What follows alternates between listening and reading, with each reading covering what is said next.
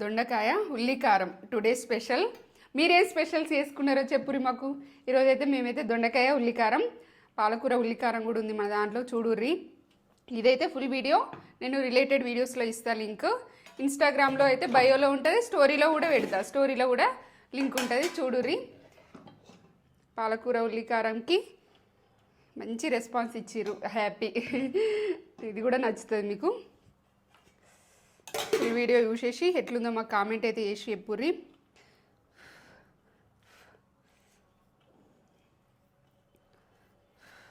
ఏడు ఉంది.